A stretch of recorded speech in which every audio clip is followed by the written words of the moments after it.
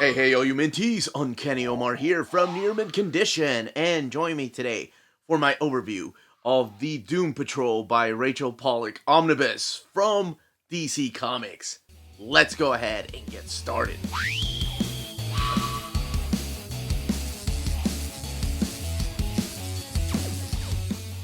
And welcome back, everybody. So, it is finally here. Not my overview, mind you, the actual book. This book has been years in the making. There was at one time, a few years ago, I want to say about 5 or 6 years ago, they were going to do trade paperbacks of this, and then the collected editions department of DC decided, no, the scans are so horrible, there's no way we can ever do trades of this era. So we were all heartbroken, and I'll explain why here in a little bit, but then they announced this last year, and it was supposed to come out this summer. But then, of course, delay after delay, just like Marvel and every other publisher, they all suffered delays this past summer because of, well, distribution and shipments and printers. But here it finally is. Doom Patrol by Rachel Pollack in my hands. Oh, it's so nice to finally have it. So, yes, here's a cover by Brian Bolland. And featuring some of the characters, some of the kooky characters from Doom Patrol. Doom Patrol by Rachel Pollack Omnibus, DC Black Label, no longer the DC Vertigo, of course, and then the back of the book. But stuck out here in the sticks, the Doom Patrol used to mean something. I love these little quotes right here. A little bit of behind the scenes as to who Rachel Pollack was, some of the creators, and then the ISBN with the DC Black Label logo down there. The book retails for $100. Before opening it up or looking at it underneath the dust jacket, I did want to take the time to look at it right next to the Doom Patrol by Grant Morrison Omnibus. So I'm not sure if this has been reprinted with a DC Black Label, and by all means, if you have it, let me know in the comments. But mine is the very first printing. It's the Vertigo logo. Now keep in mind, when these books originally came out, when Grant Morrison, whenever they were writing Doom Patrol, there was no Vertigo. It was just DC Comics. And then eventually, actually when Rachel Pollack took over the book is when they decided to make it into a DC Vertigo line. But I do like this. This is nice. Like, the Doom Patrol logo is still very similar to the Doom Patrol logo in Morrison's run. Like I said, I don't know if there is a DC Black Label version of Morrison's Omnibus, but I'm sure if there is, they would look a lot better together on the shelf. But they look good. I mean, it's not like it's bad. You have that white space. You have a lot more up here than you do here, but yeah, you can tell it's the same line of books. And of course, Brian Boland's covers do help. Now, underneath the dust jacket here. Oh, let's look at the flaps. People have asked me if I could show the flaps more. Absolutely. Here's some quotes from the book, and then a little bit behind the scenes of some of the creators here, like Rachel Pollack, Ted McKeever, and Linda Medley. Oh, this brings back memories. All right, so here is what the image looks like underneath the dust jacket. So that is one of the covers of the books there. So we're going to crack this open, talk about this particular run, when it takes place, and it's going to be really difficult, but kind of summarize a little bit of Rachel Pollack's run on Doom Patrol and what makes it unique and what made it one of the most wanted collected edition for a lot of us. So let's go ahead and do that. Right, cracking the book open, some black end paper there. Doom Patrol by Rachel Pollack Omnibus. And here are your credits. So you have Doom Patrol by Rachel Pollack. So the main writers are Rachel Pollack and Tom Payer. Tom Payer was the editor at the time when Rachel Pollack came on board, but he also wrote one particular issue in here. That's not Doom Patrol, but we'll talk a little bit about that here in a second. Here's your pencilers, your inkers, your colorists, letterers, and the collection cover artist. That this time around being Brian Bolland. The table of contents. There are page numbers, and I know that's weird to say about a book, but the page numbers are at the bottom. And I say that's weird to say, but there are some times when there are pages in the table of content and no pages at the bottom of the book. There is a new introduction by Rachel Pollack talking about the importance of this run and her relationship with DC Comics, how it all began. And it's really interesting because the whole time, a lot of people thought that she got the job of writing Doom Patrol after Grant Morrison because she kept writing letters to the editor, and the letters were being published. But apparently, that was all behind the scenes. It was just a joke that she had already gotten the offer from Tom Payer, and they did it for like 5 or 6 issues. So it's really interesting because we do see a forward here from Tom Payer where he actually prints some of the letters that she wrote that showed up in the back of the issues. But over here, she talks about the importance of creating the character of Kate, Kate Godwin, who she sees a lot of herself in. And we'll talk a little bit about the characters in here in a second. Here's the introduction by Tom Payer. And it's a funny introduction, but he talks about getting paid from DC to do a forward. But he's like, I just really could just print all of Rachel's letters that she wrote in. But I figure they need their money's worth. And Tom Payer has now moved on to do Ahoy Comics. He's one of the co-founders of Ahoy Comics. My wife and I love The Wrong Earth. If you've not read it, you need to check it out. But in here, he also talks about, for the very first time, Totems #1 is collected, which is what he wrote with Cliff Steele, the character of Robot Man. And it's never been collected anywhere. He also gives a beautiful Colleen Lou Status, the gentleman who was the editor at the time, who passed away, oh my goodness, in the 90s of a young age. He was 44 years old, my age, when he passed away of I think it was brain cancer. But he calls him Niles Calder.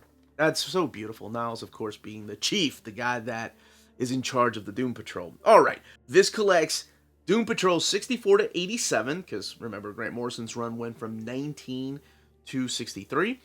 Annual #2, and then Totems #1 and there's also the Vertigo Jam #1.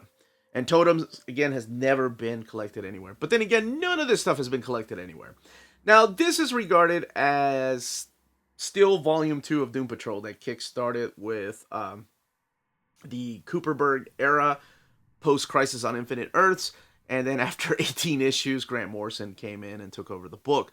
Now, when Grant Morrison left, there was no way of knowing who was going to end up taking over.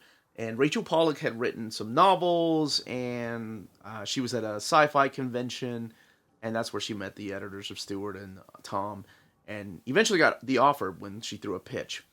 So this is her take on Doom Patrol. So it's immediately after the run of Grant Morrison's, and this actually goes all the way to issue 87, which is the final issue before the series was canceled. I think that was in 1995, and then it was relaunched sometimes in the I think it was the early aughts, right before John Byrne's relaunch. I think that was the John Arcudi run. But we have the remains of some of the characters from Morrison's run. We have Niles, we have Robot Man, and we have Dorothy, this young lady right here. They are the main 3 members that are still around from the original Morrison run. There's going to be some new characters. I'm not going to talk about what happened to the other characters. If you're watching the show, you may be asking, wait a minute, what about Crazy Jane? What about Negative Man? What's going on with those? Or Elastigirl. Elastigirl, sorry. You can find out for yourself by reading that run, what ends up happening to those characters, whether they live, die, and move on to another series. But what she does is she really builds up the character of Dorothy. Dorothy almost felt like a MacGuffin and plot device at times during Morrison's run, but what she really does is puts so much of herself into that character. And then, of course, the character of Kate, which we'll talk about. So she ends up taking these characters and throwing them in this kooky kind of adventure. Now, one thing you're going to notice right now, and I say kooky because, well, that's what Morrison did, so that's not unusual. But it's a little weirder than, I would say, Morrison's run. Now, something you may have noticed is Richard Case is still doing the artwork. Richard Case sticks around for about the first story arc and then ends up leaving the book. So in issue 67 is when Linda Medley comes on board and starts drawing the book. Richard Case leaving the book and moving on somewhere else. But I guess they wanted to make the transition from Grant Morrison to the new writer a little more easier for the people that have been following the book, because Morrison's run was such a big stapled part of DC Comics. But Linda and Rachel decide, to take the Doom Patrol, the remaining Doom Patrol of Robot Man, Dorothy, and now Niles' head, because, well, Magnus gives him a body, but he rips his head off. But he's able to stay alive because of the storyline before this as a head, and takes him to like the suburbs, a small town of New York. And I thought that was so interesting because I think that's where Rachel was from. So they all end up moving out. That's after the big storyline and sliding in the wreckage. And they all end up moving into this home. Now, this home has some really interesting characters. Because you meet the characters of the Bandage people. And that is George and Marion. They're a couple. And I don't think I need to say it, but just in case, much like Morrison's Doom Patrol, this has a lot of mature content. And sexual content, violence, and just over-the-top ridiculousness. So, when they moved to the, what is it called? Like the Violet Valley's Rainbow Estate. This house is now haunted by these two people. And their spirits. And I cannot remember what they called themselves. Like, they're... Okay, here we go. Sexually remaindered spirits. So, they are ghosts of those people who died in sexual accidents. But the house is being powered by them. Eventually, like, you'll see portals being powered by this stuff. It's ridiculous. And that's George and Marion, who were once workers and builders for this particular house. There's other characters that show up through here, but the other main character that appears in one of the best single standalone issues, and oh my gosh, it's so ridiculous. But I have to talk about this character. And there's a lot of kooky characters, much like there was in Grant Morrison's run, and of course I have to censor that part because there's a lot of nudity in here, but this is the character of Codpiece. Now, I'm not talking about Codpiece as being the character that joins, but Codpiece, this story is so ridiculously awesome. This character right here. So his origin is that he was asking this girl why she won't go out with him, and she was like, you're not big enough. That's how she replies. And he took that as, well, it's because of the size of his member, if you will. Again, not for kids. This is definitely mature content. But what she really meant was how tall he was. So he took that and blew it out of proportion, started building and started making deals, started getting money, and made himself into this ridiculous supervillain named Codpiece, who the Doom Patrol has to fight. Now, it is during this particular story that we are introduced to the character of Kate Godwin. And she becomes a part, this character right here, who goes by the name Coagulation, or Coagulate, sorry. Or, no, Coagula, that's what it is. She has this interesting power that has something to do with the previous run of Doom Patrol and a previous character from Morrison's run. So she ends up joining the team. Now, that is a character that Rachel pours her heart and soul into. And it's a character that I think, and please correct me if you know this for sure or not, predates some of the characters in Sandman, the transgender character. So I think she was the very first transgender superhero in the comic book. There's also the Identity Addict.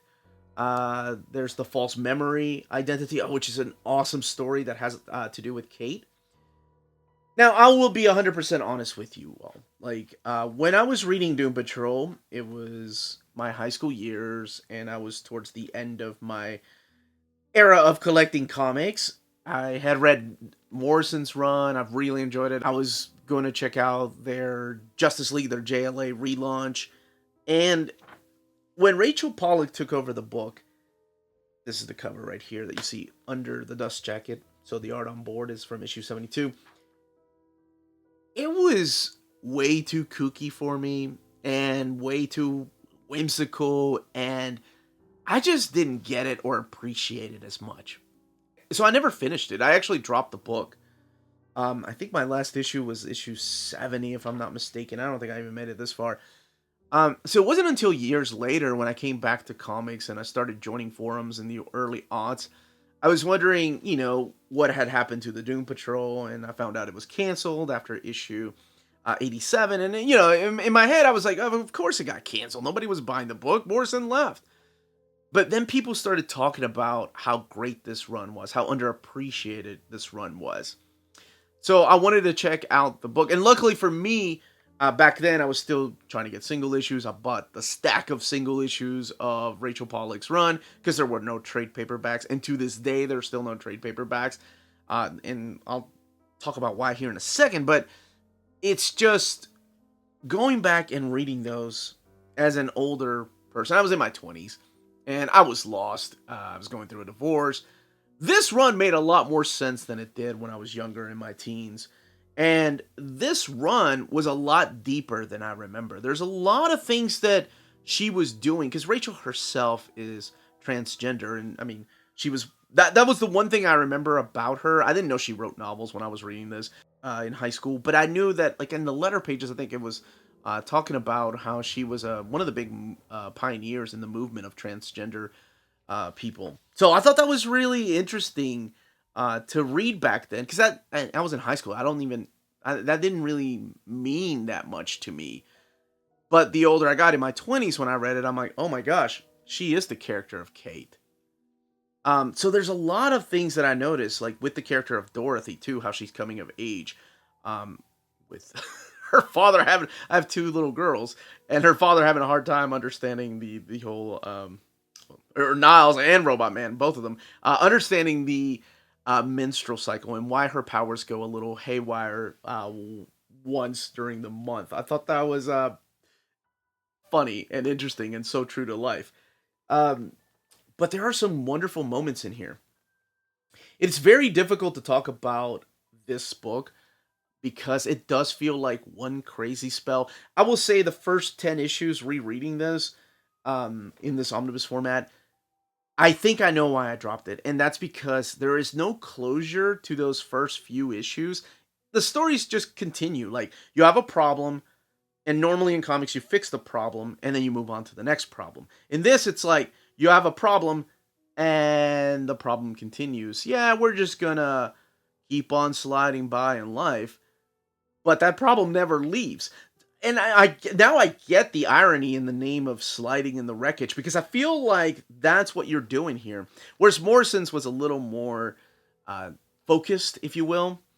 She came from the world of novels, and I think maybe that was her way of getting into the world of comics, or trying to understand the world of comics, which is a different beast than novels are. And it just felt like the stories didn't really have a wrap up. So I think that's why at that age I had dropped the book. By now, it is McKeever that is drawing the book, so his style is a lot different than, yes, Linda's style right here.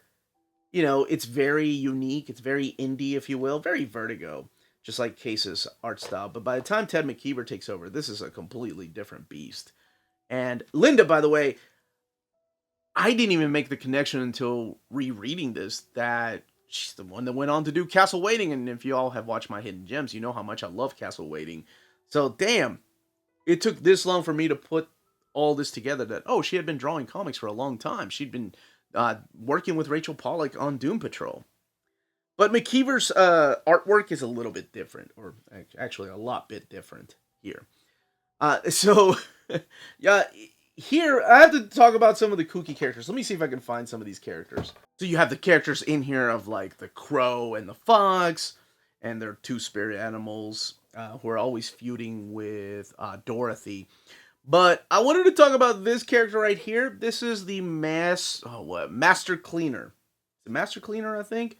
Yes, the Master Cleaner, who has a human fetus inside of this bubble for a head, who's trying to clean the world by stripping it down to nothing and replacing it with stolen items.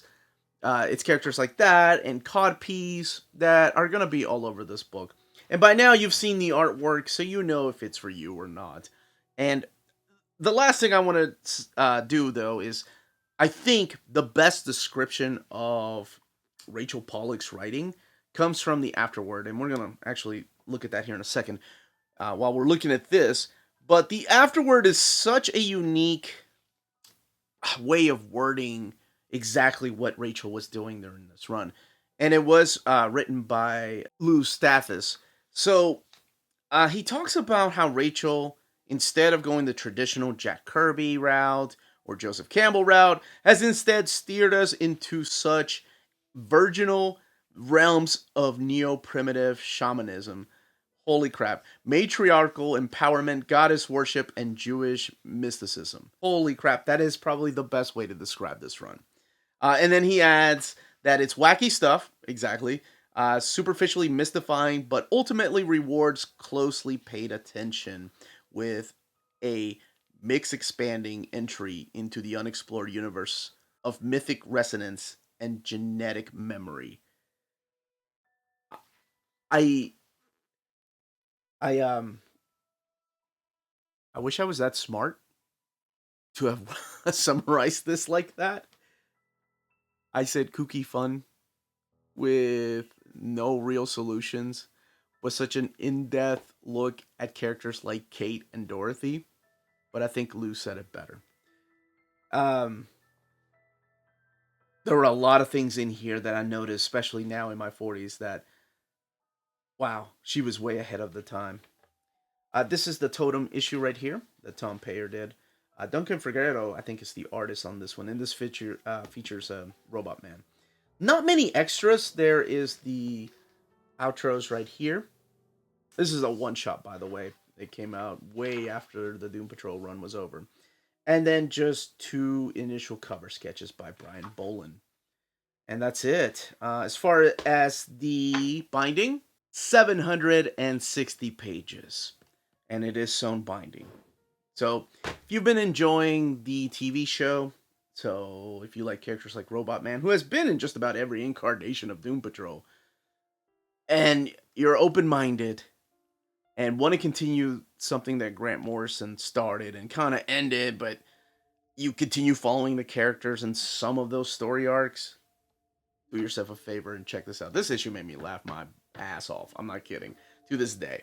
That, as they say, is that. If you're interested in purchasing this omnibus, don't forget to check out our sponsor. This episode is brought to you by cheapgraphicnovels.com, your online home for graphic novels and collected editions up to 50% off cover price. They have excellent shipping and prompt and helpful service. Check out their bargain deals for up to 90% off cover price. And don't forget that CGN also takes pre-orders. That way you don't miss out on the hottest releases. And they are currently running a special promotion for you Minties. If you're a first-time customer, after receiving your order confirmation email, reply back to that email and let them know Near Mint Condition sent you their way. They will then apply a free shipping promotional credit to your next order in the US. Cheap Graphic Novels, your source for the hottest books with the kind of deep discount, quality shipping, and customer service that will keep you coming back for more. If you live in Europe and are interested in buying and pre-ordering Omnis, then you should definitely check out Walt's Comic Shop in Berlin, Germany. They have the cheapest pre-order prices for Marvel and DC books within the EU, flat rate shipping of €12 for all EU countries, bulletproof packaging, and all emails will be answered within 24 hours. They offer a huge selection of out-of-print books. Just head over to waltzcomicshop.com for more great deals and rare titles.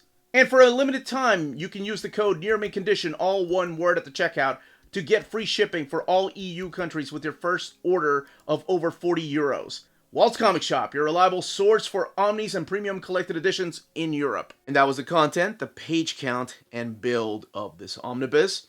Like I said, it's a little hard to summarize what exactly happens in this, but my gosh, it's such a weird, phenomenal treat that I'm so glad to see back in print. This was the Uncanny Omar, and I mean back in print for the first time, because this, like I mentioned during the video, this was never been available in trade paperbacks or hardcovers. This is it as far as collected editions. This was the Uncanny Omar. Thank you all so much for watching. If you have any questions, leave them down below. If you have comments, especially about this run, leave those comments down below. Everyone stay healthy and safe out there. Much love.